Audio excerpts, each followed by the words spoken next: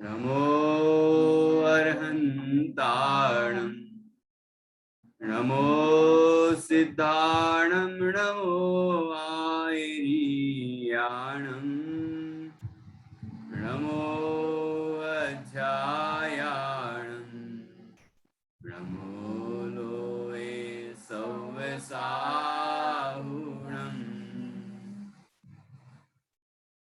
अरहन्त सिद्ध साहु विद्यं जिणधम वयण पडिमाहु जिण निलयाय धराय नवदेवादिन्तु मे बोहि मंगलम भगवान वीरो मंगलम गौतमो गणी मंगलम कुंद कुंदाद्यो जैन धर्मोस्तु मंगलम सर्वमंगल मांगल्यम सर्वकल्याणकारकम प्रधानम सर्वधर्माणां जैनम जयतु शासनम जैनम जयतु शासनम श्रीपतिर्भगवान पुष्यात् भक्तानां वह समीहितम् यद्भक्ति शुल्कतामेति मुक्ति कन्या कर गए।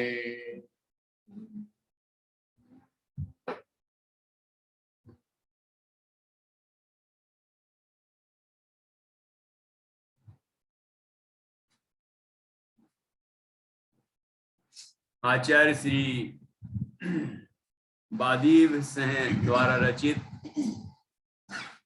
यह छत्र चूड़ामणि अपर नाम जीवनधर चरित्र है। इसके 3 लंब पूर्ण हुए हैं, 3 अध्याय पूर्ण हुए और अब हम चौथे लंब पर चर्चा करेंगे। यहाँ तक जीवनधर कुमार का एक विवाह है, प्रथम विवाह संपन्न हुआ और उसमें हमने कई घटनाएं देखी। श्री दत्त सेठ की घटना और जिन राजा ने उनको बुलवाया था उन राजा का प्रसंग, राजा गंधर्व वेग, गरुण वेग, राजा गरुण वेग और उनकी पुत्री गंधर्व दत्ता का प्रसंग हमने सुना। और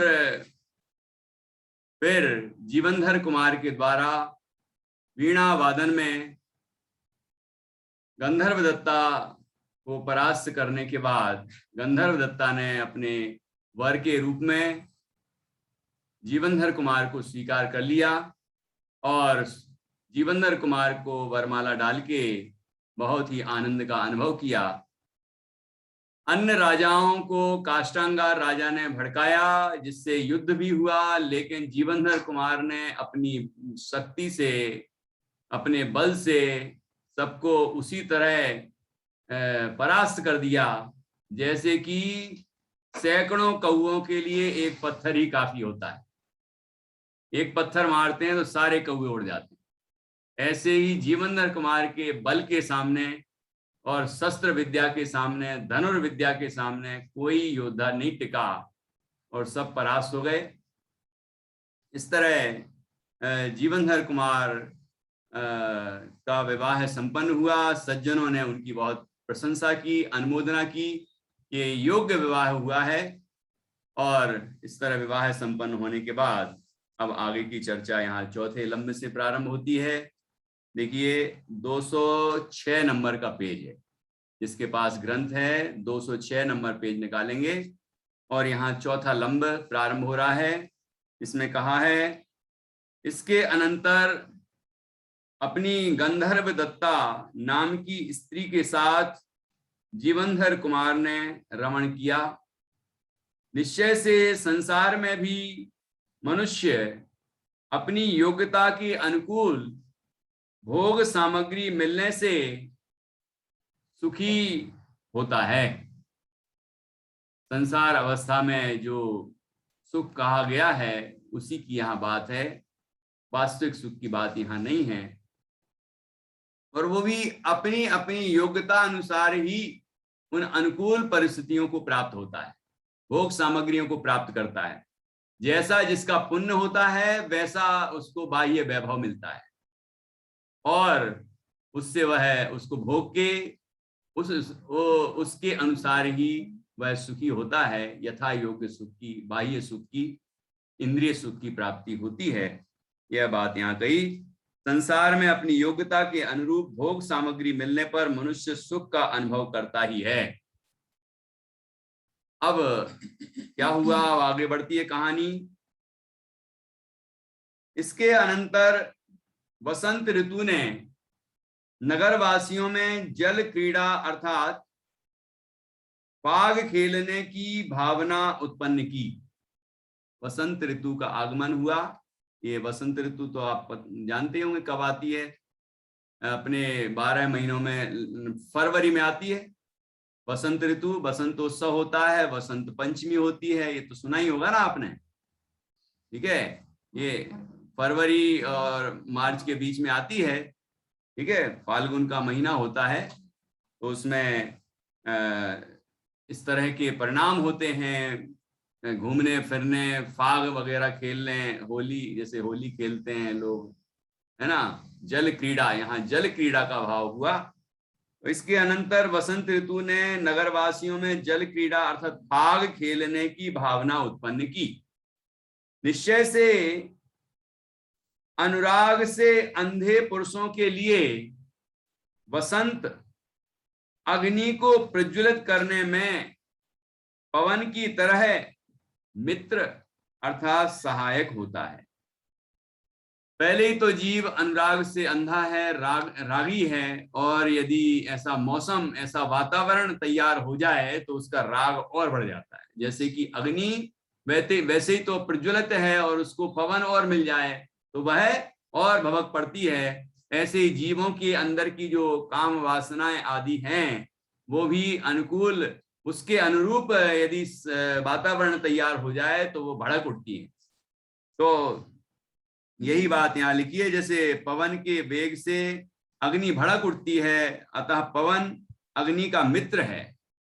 वैसे ही वसंत ऋतु के आगमन से रागी जीवों की विषय वासना उत्तेजित होती है, अतः रागी जीव वसंत ऋतु को अपना मित्र मानते।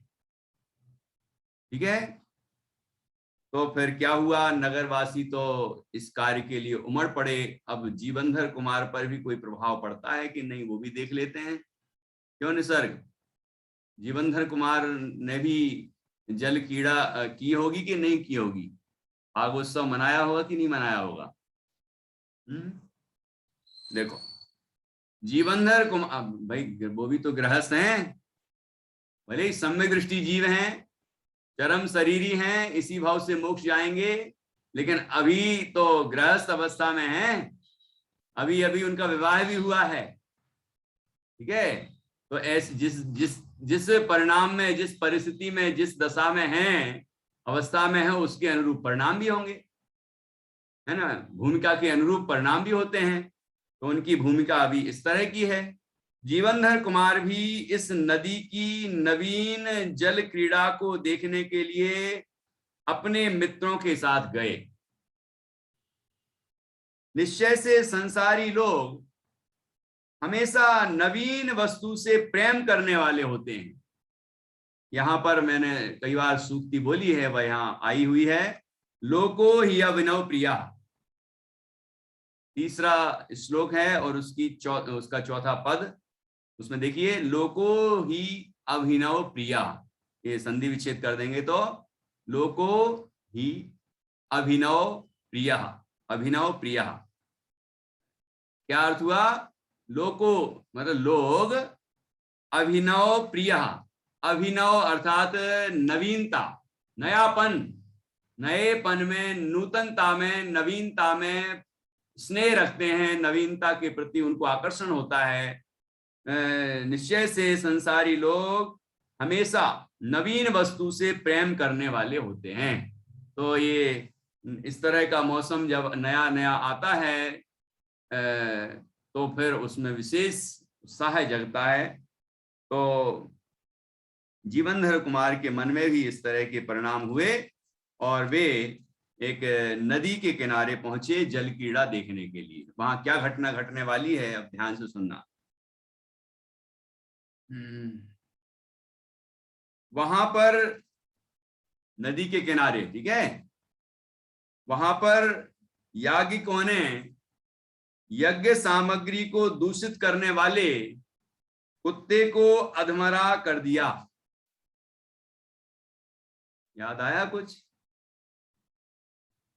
कोई कविता भी याद आएगी, अभी कोई कहानी भी याद आएगी। वो यही है, यहीं से ली है वो, है ना, मूल आधार यहीं से है। चलिए आगे बढ़ते हैं। धर्म से विमुख कठोर हृदय वाले मनुष्य क्या क्या खोटे कर्म नहीं करते हैं, अर्थात वे सब प्रकार के बुरे कर्म करते हैं। जो धर्म से विमुख होते हैं वो लोग कठोर हृदय वाले होते हैं। तो कठोर हृदय वाला होगा तो कौन से खोटे कर्म नहीं करेगा, कौन से बुरे काम नहीं करेगा। वो तो कोई भी बुरे काम कर सकता है, कोई भी पाप कार्य कर सकता है, ठीक है ना। तो यहां भी बताया है कि एक कुत्ते द्वारा हवन सामग्री जूठी कर देने के कारण हवन करने वालों ने उस कुत्ते को मार मार कर अधमरा कर दिया। धर्म से अनभिज्ञ पुरुष अनेक प्रकार के खोटे कार्य काम करते ही रहते हैं। जीवनधर कुमार ने कुत्ते की इस दयनीय दशा को देखा। नदी के किनारे यज्ञ हो रहा था और जो यज्ञ करने वाले लोग होते हैं उनको बोलते हैं याज्ञिक, ठीक है। तो उनकी जो सामग्री रखी थी, जो हविष सामग्री कहलाती है, यज्ञ सामग्री, वह कुत्ते को जब बहुत तेज भूख लगी, वो भोजन ढूंढ रहा था और भोजन ढूंढते ढूंढते उसे जो मिला वो खा लिया। उसे भोजन सामग्री, उसके लिए तो भोजन सामग्री है, भले किसी के लिए वो हवन सामग्री हो, तो उसने वो खा ली, झूठी हो गई। तो उन याज्ञिकों ने, जो धर्म से विहीन थे, धार्मिक, उनकी दृष्टि में वो धार्मिक क्रिया कर रहे हैं, लेकिन धार्मिक क्रिया कर रहे होते तो धर्ममय परिणाम होते। तो उनको इतना क्रोध आया कि उन्होंने कुत्ते को मार मार के अधमरा कर दिया। तो ये दृश्य, ये उस कुत्ते की दयनीय दशा जीवनधर कुमार ने देखी। तो क्या हुआ, ये एक सूक्ति है, क्रूरा किम न कुर्वन्ति कर्म धर्म परांगमुखा। जो धर्म से परांगमुख होते हैं वो क्रूर अर्थात कठोर हृदय वाले लोग कौन कौन से कर्म नहीं करते हैं। क्रूरा किम न कुर्वन्ति कर्म धर्म परांगमुखा, ये एक सूक्ति बन गई। तो दूसरी लाइन जो है पूरी वो सूक्ति है, याद करना अच्छे से, ठीक है। थोड़ा पीडीएफ में दिखाता हूं।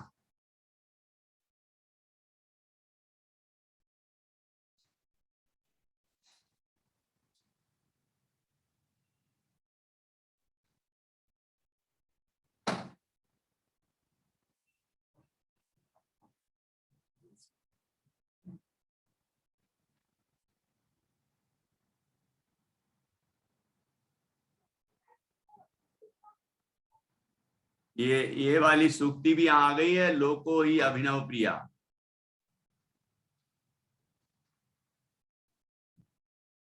गई है, देखो यहां से, लोको ही, ये ही अभिनव प्रिया, ये संधि विच्छेद हो जाएगी तो ही निकलेगा, लोको ही अभिनव प्रिया, नहीं तो ऐसा पढ़ना होगा, ठीक है। अब इसके आगे बढ़ते हैं।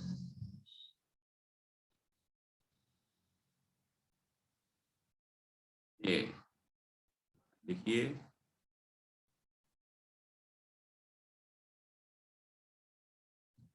इसकी श्लोक की देखिए लाइन, ये दूसरी लाइन, चौथे श्लोक की दूसरी लाइन, क्रूरा किम किम न कुर्वन्ति कर्म धर्म परांगमुखः, धर्म परांगमुखः, धर्म से विमुख जीव। कौन से जीव? क्रूरः अर्थात क्रूर कठोर हृदय वाले जीव।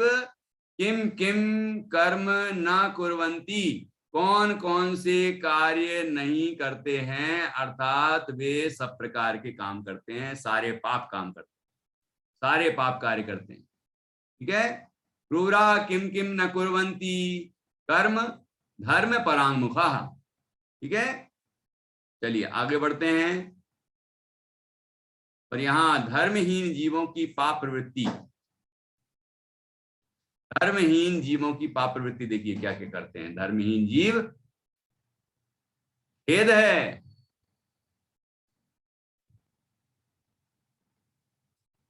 खेद है, अधार्मिक पापी पुरुष,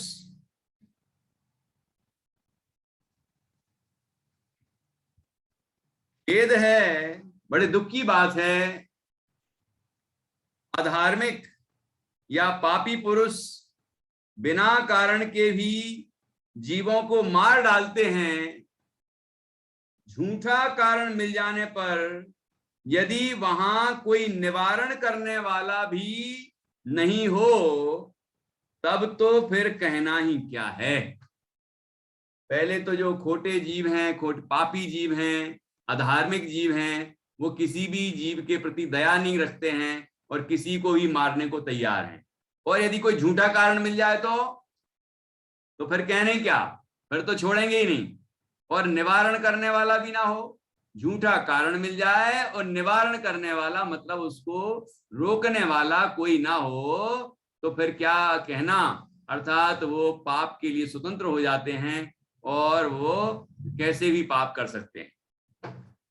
निर्निमित्तमपि घ्नन्ति निर्निमित्तमपि घ्नन्ति हन्त जन्तून् धार्मिकाः किं पुनः कारणाभासे नो चेदत्र निवारिकः। इस तरह ये 5वां श्लोक है जिसका अर्थ पढ़ा, बहुत सुंदर अर्थ है इसका। धर्म के स्वरूप को ना समझने वाले पापी जीव बिना ही प्राणियों की हिंसा, बिना ही कारण, बिना ही धर्म के स्वरूप को ना समझने वाले पापी जीव कारण बिना ही प्राणियों की हिंसा किया करते हैं। यदि उन्हें कोई झूठा ही कारण मिल जाए और कोई रोकने वाला भी ना हो तब फिर कहना ही क्या, अर्थात अधिकाधिक हिंसा के कार्य करते ही रहते हैं। धर्म बुद्धि जीवों की प्रवृत्ति। तो फिर क्या हुआ, उस कुत्ते की पीड़ा को देखकर, उस कुत्ते की पीड़ा को देखकर ये जीवनधर कुमार अत्यंत खेद को प्राप्त हुए। निश्चय से दूसरे की पीड़ा में अपने दुख के समान ही पीड़ा का अनुभवन करना वह करुणा है। तो करुणा की परिभाषा ध्यान से सुनना। देखो, धीरता की परिभाषा भी आई थी, मित्रता की परिभाषा आई, ये करुणा की परिभाषा आई और एक और परिभाषा आई थी धीरता, समता, ऐसे कुछ एक शब्द और था, तो उसकी परिभाषा आई। और भी अनेक आने वाली हैं। ऐसे जो लौकिक में प्रसिद्ध कुछ शब्द हैं उनकी परिभाषाएं भी यहाँ पर आपको मिलेंगी। तो यहाँ देखिए करुणा किसे कहते हैं। करुणा निश्चय से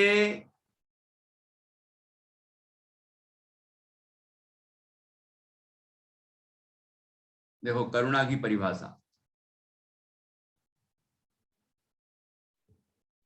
निश्चय से दूसरे की पीड़ा में अपने दुख के समान ही पीड़ा का अनुभव करना। कोई यदि पीड़ित हो रहा है, जैसे हमारे बुंदेलखंड में कहते हैं, जाके पैर न फटे बिमाई बोका जाने पीर पराई। मतलब पैर में यदि बिमाई फटती है तो उसे जैसा दुख का अनुभव होता है, उस दुख को कौन अनुभव कर सकता है? कि जिसकी बीमारी फटी हो, मतलब जिसने उस पीड़ा को अनुभव किया होगा कभी, तो वो समझ लेता है कि इसको कितनी तकलीफ हो रही होगी। समझ आएगी नहीं? उसको क्या कहते हैं? करुणा। करुणा कहते हैं, मतलब उस सामने वाले की पीड़ा को समझना और उससे उस पीड़ा को ऐसा समझना, अरे ऐसे ही तो मैं पीड़ित हुआ था, है कितना पीड़ित हो रहा होगा ये जीव, है तो उसके प्रति दया की भावना आना, करुणा। ठीक है, तो यहाँ ये दूसरी पंक्ति ये सूक्ति है, तद्धि करुणा मन्येषा मन्येषाम स्वस्यैव व्यसने व्यथा, कि दूसरे निश्चय से दूसरे की पीड़ा में अपने दुख के समान ही पीड़ा का अनुभव करना वह करुणा है। ये करुणा की परिभाषा याद रखना है। आगे बढ़ते हैं। कुत्ते को जीवित रखने का प्रयत्न असफल, तदनंतर ये जीवनधर कुमार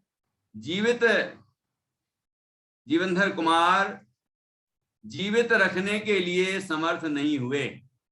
कुत्ते को बचाने के उनने अनेक प्रयत्न किए, उसका कई तरह से उपचार किया, लेकिन फिर भी कुत्ता जब बच नहीं पा रहा था तो उन्होंने क्या किया, जब वो समर्थ नहीं हुए बचाने में तो उन्होंने क्या किया, यहाँ पर पहले सूक्ति है, नीति, निश्चय से समय निकल जाने पर किया हुआ बड़ा प्रयत्न भी फल देने वाला नहीं होता। समय निकल जाए, अब उसकी मृत्यु निकट है, आयु पूर्ण होने वाली है और ऐसी मरणासन्न स्थिति है, तो अब उसको कैसे बचाया जाए? ये नीचे की पंक्ति ये सूक्ति हो गई। नहि अकाल कृतो यत्नो भूयानपि फलप्रदः, न ही अकाल कृतो यत्नो, ही मतलब वास्तव में निश्चय से अकाल कृतः यत्नः, काल निकल जाने के बाद किया गया यत्न। कैसा यत्न? भूयान अपि, भूयान अपि मतलब बड़ा यत्न, बड़ा प्रयत्न किया गया, बहुत शक्ति से पूरा प्रयत्न किया गया, लेकिन समय निकल गया है। तो न, पहले नंबर जो लिखा है न फलप्रदः, कि वह फलप्रद नहीं होता, फलदायी नहीं होता। वो बड़ा प्रयत्न भी कोई फल नहीं देता, मतलब निष्फल जाता है। ठीक है, निश्चय से समय निकल जाने पर किया हुआ बड़ा प्रयत्न भी फल देने वाला नहीं होता। जैसे कि कल एग्जाम है और आपको, आपके पास कल जब एग्जाम है उसके पहले तक का समय है कि आप पढ़ लें, ठीक है ना, खूब जितनी तैयारी कर सकें कर लें, लेकिन एग्जाम हो गया, शुरू हो गया, तो शुरू हो गया, बीच में है और अभी एंड नहीं हुआ, तब तक भी कोई प्रयत्न कर सकता है। कोई चीटिंग का प्रयत्न करता है, कोई अपने अनुभव लिखता है, कोई कुछ भी करता है, लेकिन कर लेता है। लेकिन जब परीक्षा का समय निकल गया, अब क्या करे? अब क्या कर सकता है बोलो? अब तो अगले साल की तैयारी करो। तो समय निकल जाने पर बड़ा प्रयत्न भी फल देने वाला नहीं होता। कोई कहे अरे उसके बाद मैंने इतनी पढ़ाई की, इतनी पढ़ाई की कि पूरा पूरा पेपर हम सॉल्व कर सकते थे, तो लेकिन हमें तो 1 नंबर भी नहीं आया, 0 ही आया। कि भैया तुमने बाद में पढ़ाई की, पहले कर लेते, पहले करते और फिर लिखते पूरा पेपर तो अच्छे मार्क्स आते, लेकिन तुमने बाद में की तो क्या फायदा? ख्याल में आया? तो ये बात यहाँ हर चीज पर लागू होती है। तो ऐसे यहाँ पर जीवनधर कुमार ने बड़ा प्रयत्न किया, लेकिन वो कुत्ता बच नहीं पा रहा था, तो उन्होंने क्या किया? देखो, जोरदार प्रसंग है ये। जीवनधर कुमार ने कुत्ते का परलोक सुधारने के लिए पंच नमोकार मंत्र का उपदेश दिया। ये देखो गिरा चित्र।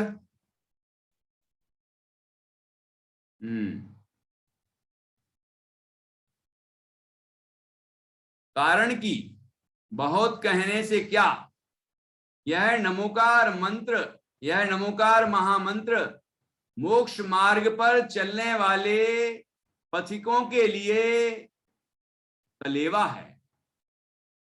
क्या है दीदी, क्या लिखा है इसमें? कलेवा। कलेवा तो जानते होंगे पारसमणि जी, दीदी, कलेवा है। ये मोक्ष मार्ग में चलने वालों के लिए यह नमोकार महामंत्र कलेवा है। कलेवा मतलब स्वल्पाहार, कलेवा मतलब पाथेय। पाथेय कहिए, कलेवा कहिए, स्वल्पाहार कहिए, आजकल की भाषा में नाश्ता कहिए, या अंग्रेजी में ब्रेकफास्ट। मतलब क्या है इसका कि जैसे कोई मोक्ष मार्ग में चल रहा है तो उसके लिए ये नमोकार मंत्र कैसा है कि कलेवा के समान है। मतलब क्या कि जैसे कोई हमारे गांव, एक गांव से दूसरे गांव जाते थे, सुबह सुबह निकल रहे हैं, तो हमारे बुजुर्ग लोग क्या करते थे, घर के लोग, ये कलेवा बांध देते थे कि भैया रास्ते में बीच में खा लेना। उससे क्या होगा कि रास्ते में जो थकान हो जाएगी ना, फिर एक जगह बैठ के खा पी लेना, थोड़ा सा खाना, लेकिन कलेवा ही है वो। नाश्ता की जगह धांसता मत कर लेना, नहीं तो सो जाओगे वहीं खरगोश की तरह, है ना, तो फिर रेस कोई और ही जीतेगा। तो ऐसा नहीं करना। थोड़ा सा आहार, जैसे चना गुड़ रख दिया कि खा लेना भैया, तो वो चना गुड़ रख लिया, खाया, पानी पिया, और फिर अच्छी शक्ति आई, फिर आगे बढ़ गए, आलस भी नहीं आया और शक्ति भी बढ़ गई। तो वो पाथेय है।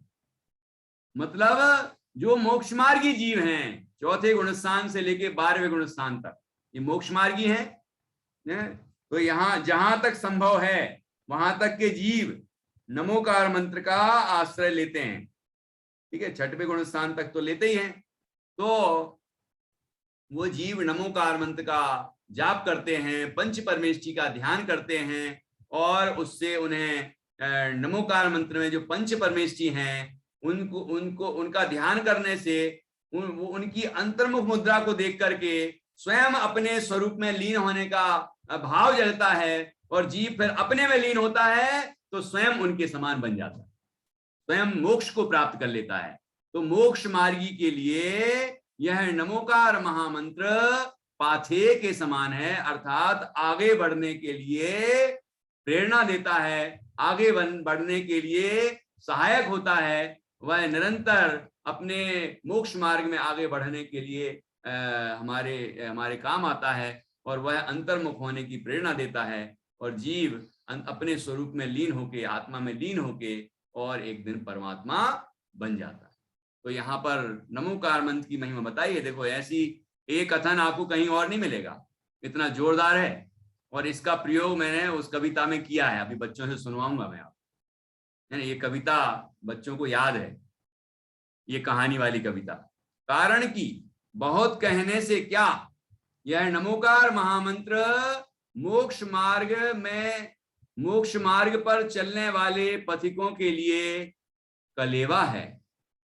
ठीक है, देखो इसकी पंक्ति याद करना चाहिए। निर्वाण पथ पंथानां पाथेयं तद्धि किम परई।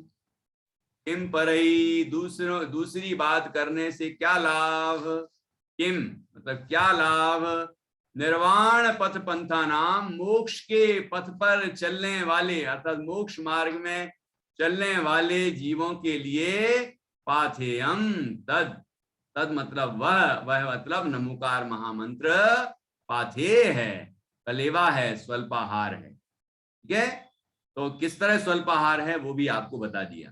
ठीक, ये पंक्ति याद करना चाहिए। निर्वाण पथ पंथा नाम पाथेयम तद्धि किम परई। निर्वाण पथ पंथा नाम पाथेयम तद्धि किम परई। आगे बढ़ते हैं। तो उन्होंने नमोकार मंत्र का उपदेश दिया, और उससे क्या हुआ कि नमोकार मंत्र हमने बोला तो उतने मात्र से सामने वाले का कल्याण हो जाएगा क्या।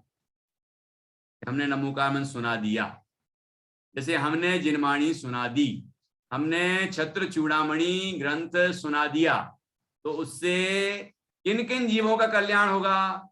जो सुनेंगे उनका कल्याण होगा, जो समझेंगे उनका कल्याण होगा, जो उससे शिक्षा ग्रहण करेंगे उनका कल्याण होगा। केवल मेरे सुनाने से थोड़ी दूसरों का कल्याण होगा। सुनाने से, सुनाने का भाव होने से मुझे पुण्य बंधेगा, मेरे परिणाम भी विशुद्ध होते हैं, उससे मुझे पुण्य प्राप्त होगा। मेरे अंदर भी ज्ञान और वैराग्य की वृद्धि होती है तो उसका फल मुझे मिलेगा, उसका आनंद मुझे मिलता है, ठीक है ना। लेकिन सुनने वाला भी परिणाम लगाएगा तो उसको फल मिलेगा। ऐसे यहां नमोकार मंत्र का महात्म देखिए। आश्चर्य है, यह कुत्ते का जीव मंत्र के प्रभाव से यक्ष जाति के देवों का स्वामी हुआ। केवल यक्ष जाति का देव नहीं हुआ, देवों का स्वामी हुआ, ठीक है। यक्षेंद्र, यक्ष जाति के जो देव होते हैं, चतुर निकाय के देवों में यक्ष जाति के ये देव होते हैं, तो इन देवों का स्वामी हुआ।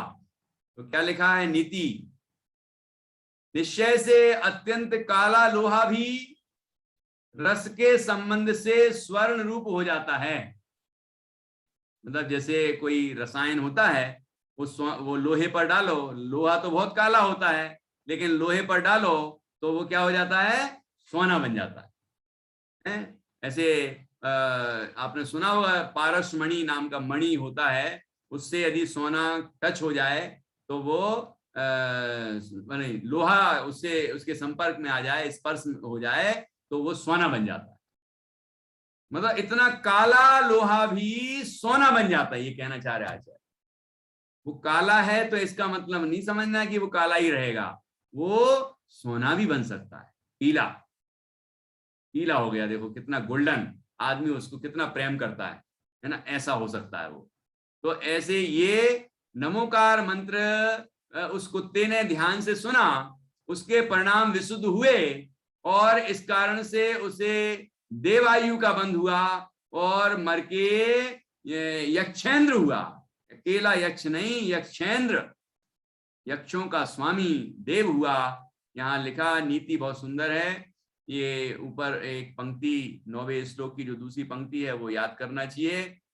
कालायसम ही कल्याणम कल्पते रस योगिता, कालायसम हि कल्याणम कल्पते रस योगिता।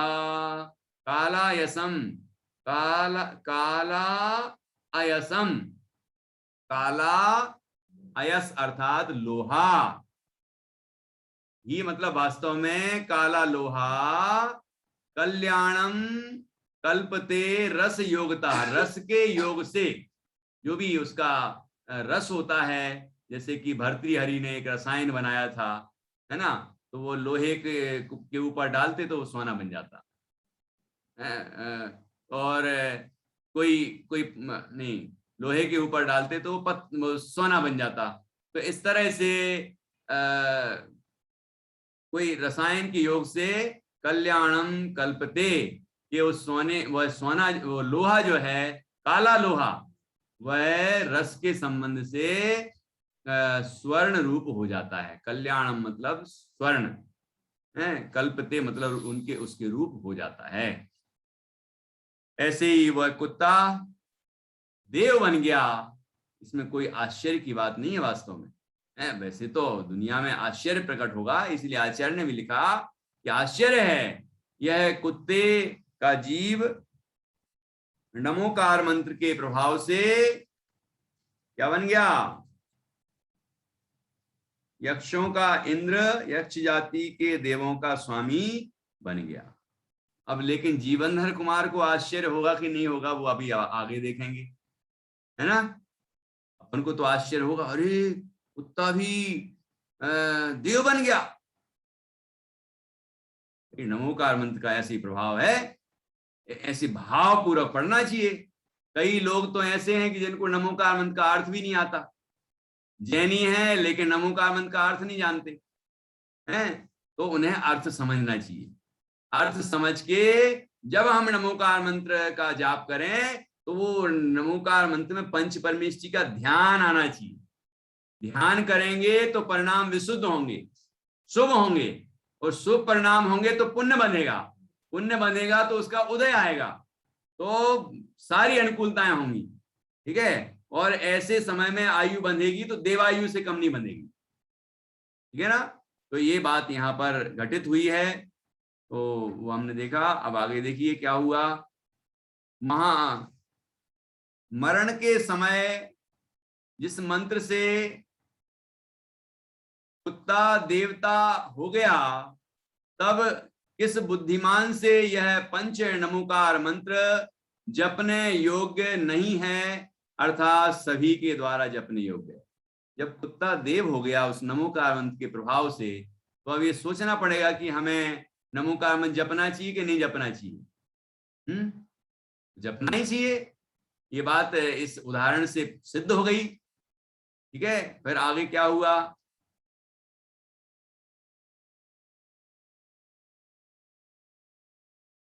अब वह कुत्ते का जीव देव कृतज्ञता के कारण उसी समय जीवनधर कुमार के पास आया।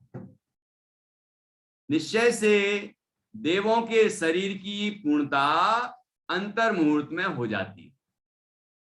क्या समझ में आया? अंतर मुहूर्त प्रतिष्ठा कहेगी अंतर मुहूर्त क्या होता है, नित्या भी बोल सकती है। अंतर मुहूर्त ऐसा समझ लें 48 मिनट तो समझते ही होंगे, 48 मिनट 48 मिनट, उसमें एक समय करो कम तो भिन्न अंतर मुहूर्त होता है, उससे भी एक समय कम करो तो वो अंतर मुहूर्त कहलाता है। तो अपन मोटे तौर पर समझ सकते हैं कि 48 मिनट से थोड़ा कम, ठीक है। तो इतना समय वो कहलाता है अंतर मुहूर्त। उस अंतर मुहूर्त के अंदर भी कई भेद होते हैं। तो यथा योग्य अंतर मुहूर्त, 1 सेकेंड भी अंतर मुहूर्त है, ठीक है। 1 सेकेंड भी अंतर मुहूर्त है, वो भी 1 सेकेंड का भी अंतर मुहूर्त होता है। तो अंतर मुहूर्त के कई भेद हो जाएंगे, तो यहां अंतर मुहूर्त समझना। तो वहां पर जीवनधर कुमार का उपकार प्रकट करने के लिए वह देव तत्काल जीवनधर कुमार के पास आ गया, और आके क्या किया होगा उसने।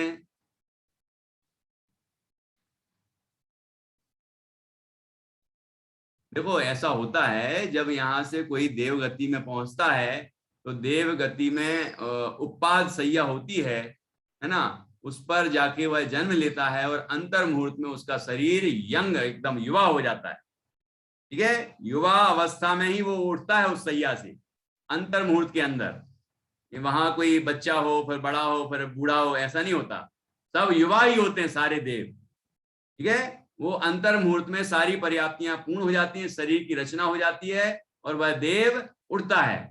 जैसे ही उठता है तो वो देखता अरे मैं कहाँ आ गया, अरे मैं कहाँ आ गया, ऐसा ऐसा विचार करता है। तो तुरंत उसका अवधि ज्ञान लगता है, वो अपना अवधि ज्ञान लगाता है। और अवधि ज्ञान जन्म से, उनको तो शुरू से ही होता है अवधि ज्ञान, तो अवधि ज्ञान लगाता है और जान लेता है कि वो क्या था पहले। तो उसने जाना कि अरे मैं तो कुत्ता था और इन याजकों ने मुझे मारा था और मैं अधमरा हो गया था, और ये परम उपकारी जो थे जीवनधर कुमार, इनने मेरे ऊपर करुणा करके मुझे बचाने की कोशिश की, और फिर जब बच नहीं सका तो इन्होंने मंत्र दिया, नमोकार महामंत्र सुनाया, उससे मेरे परिणाम विशुद्ध हुए और मैं मर के यहाँ यक्षों का स्वामी यक्षेंद्र हुआ हूं। ओहो धन्य है वे जीवनधर कुमार, धन्य है वो नमोकार मंत्र। ऐसा उनने विचार किया और तत्काल जीवनधर कुमार के पास आ गए, ठीक है। फिर यहां लिखा है शुद्ध वाणी बोलने वाला और आनंद से परिपूर्ण वह यक्षेंद्र जीवनधर कुमार को देखकर उनका स्तवन करने लगा। स्तवन अर्थात गुणगान, उनका गुणगान करने लगा, उनकी प्रशंसा करने लगा, उनकी महिमा गाने लगा। शुद्ध वाणी बोलने वाला, बिल्कुल शुद्ध अक्षरों का उच्चारण करने वाला, मिष्ट अक्षरों का उच्चारण करने वाला, बढ़िया मधुर बोलते हैं। देवों की वाणी तो देव देव देव हैं वो, तो देवताओं की वाणी तो देवता ही जानते हैं कि कैसी होती है ना। बड़ी मधुर वाणी होती है, स्पष्ट अक्षर होते हैं, ऐसी बोलने वाला वह यक्षेंद्र जीवनधर कुमार का स्तवन करने लगा। तो यहाँ नीति, उपकार का स्मरण किसे नहीं होता यदि वह अचेतन नहीं हो तो। यदि कोई अचेतन है मतलब जड़ है, मतलब पुद्गल है, तो उसको तो कोई उपकार का स्मरण होगा ही नहीं, क्योंकि उसमें तो स्मरण ही नहीं है। जैसे कोई पत्थर है, उसकी आप कितनी पूजा करें तो वो आपके आपके प्रति कितना कृतज्ञ होगा कि अरे इनने हमारी इतने साल पूजा की है, कितना महान है ये व्यक्ति, हमें इसको कुछ फल देना चाहिए, ऐसा सोचेगा क्या? वो तो अचेतन तत्व है, वो चेतन है ही नहीं, पुद्गल है, तो उसमें थोड़ी वो शक्ति है समझने सोचने की। लेकिन जो जीव है, जानने देखने वाला तत्व है, उसमें तो वो क्षमता है ना। तो यहां लिख रहे हैं उपकार स्मरण, उपकार का स्मरण किसे नहीं होता यदि वह अचेतन नहीं हो तो। अब अपन को इस विषय में विचार करना है। देव तत्काल जीवनधर कुमार के पास आया और उनका उपकार प्रकट कर रहा है, उनकी महिमा गा रहा है। हमारे ऊपर भी किसी ने उपकार किया होगा इस जीवन में, हमारे ऊपर किसी ने उपकार नहीं किया।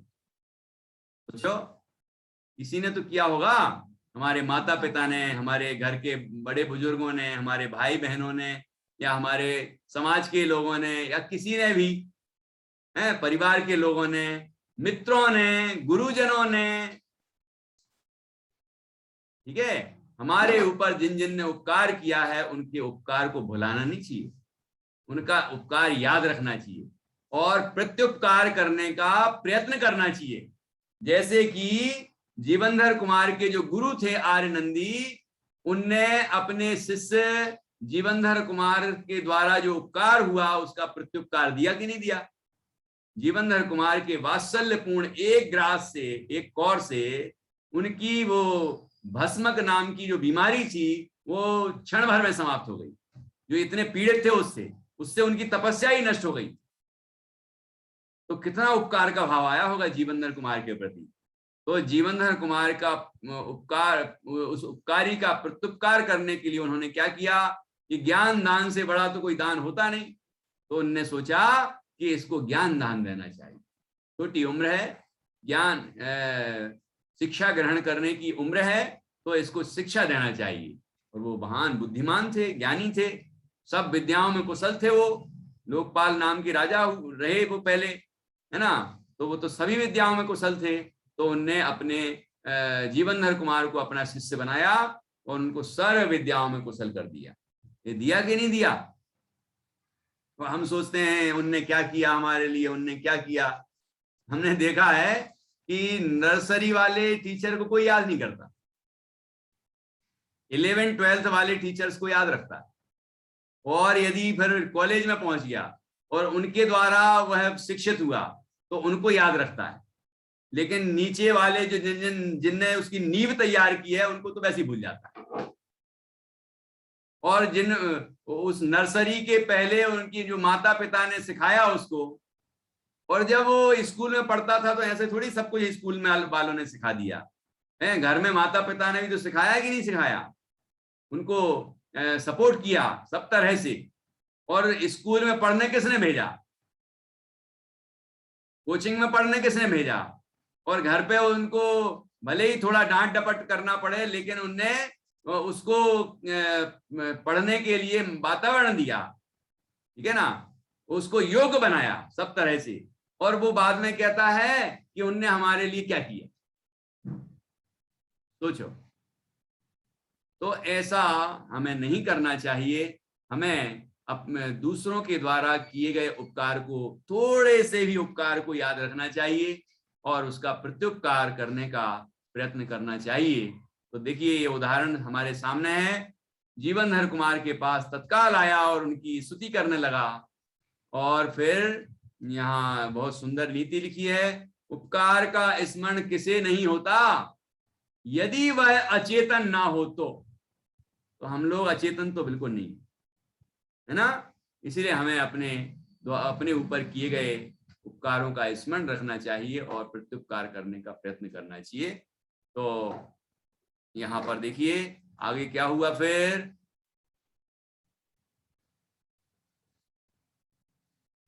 हाँ, समय हो गया है। ये बहुत जोरदार बात आने वाली है, ये अपन अब कल करेंगे। यहाँ पर ये बताया जाएगा कि जीवनधर कुमार को आश्चर्य हुआ कि नहीं। लिखा तो है, पढ़ लिया होगा आपने। जीवनधर कुमार को आश्चर्य नहीं हुआ।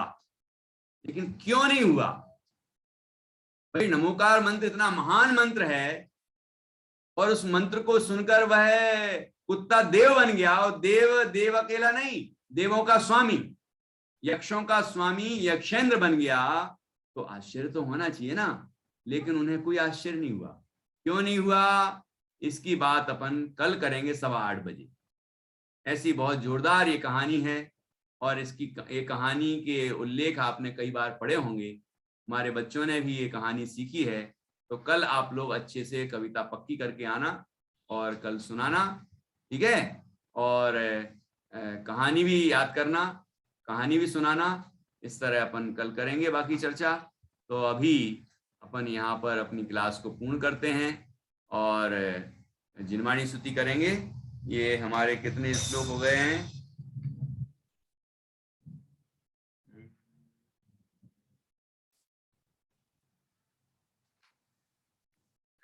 12।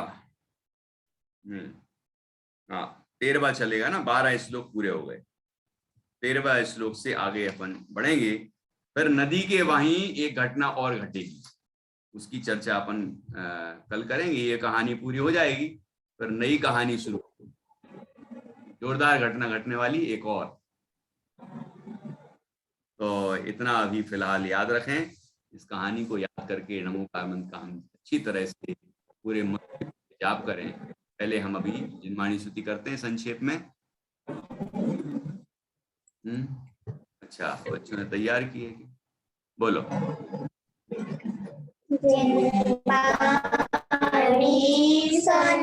उपदेशी खोल ले अखियाँ निज मन की, पुण्य उदय जब आया है, मनुष्य जन्म थक पाया है।